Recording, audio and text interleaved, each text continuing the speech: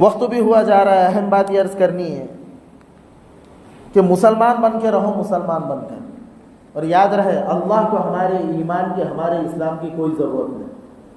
ہم مسلمان ہیں، ہم نے ہم پر احسان کیا کہ ہم مسلمان بنے۔ یمنون علیک ان اسلموا، اے نبی جی یہ کہتے ہیں آپ کے سامنے اور احسان جتلاتے ہیں کہ اسلام لے آئے۔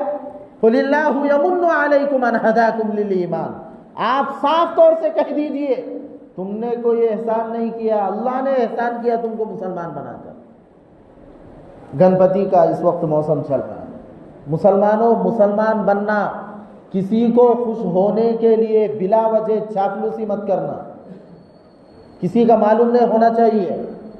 اس نے آرتی گھمائی، ہاتھ جوڑے، اگر کوئی بدبخت ایسا معلوم ہوا کہ جس نے یہ سب ہنگامے کرے، یاد رکھنا پورا پوسٹ مارٹم کر کے رکھ دیا جائے گا۔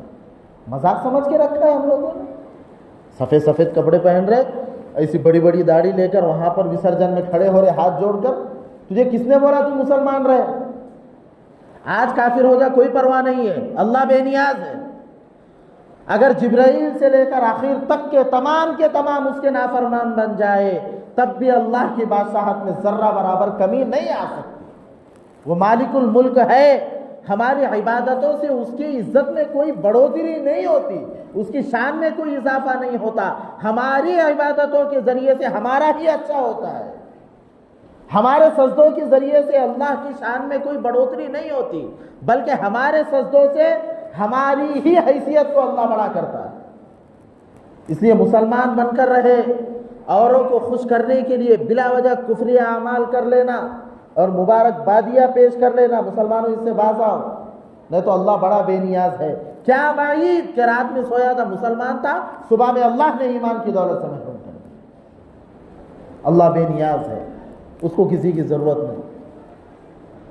اسی طرح جہاں گانے بجانے کے پروگرام ہو، اپنے نوجوان دوستوں سے کہوں گا بلا وجہ وہاں کھڑے ہو کر اپنی غیرت کا جنازہ نہ نکالیں، اپنی غیرت کا جنازہ نہ نکالیں۔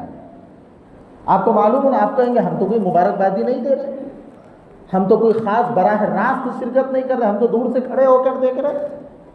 آپ کی یہ بھی شرکت کہی جائیں گی، دور سے کھڑے ہو کر دیکھنا۔ اپنے آپ کو پکے سچے مسلمان بنا کر رہے، اپنے آپ کو مومن یقین کرائے، اپنے عمل کے ذریعے، اپنے اخلاق اور اپنے کردار کے ذریعے سے۔ حق جل مجدہ ہم تمام کو اپنے نبی کی سچی پکی محبت نصیب فرمائے، کفریہ اعمال سے، بدعات اور خرافات سے ہم تمام کو سخت ترین نفرت دلائے۔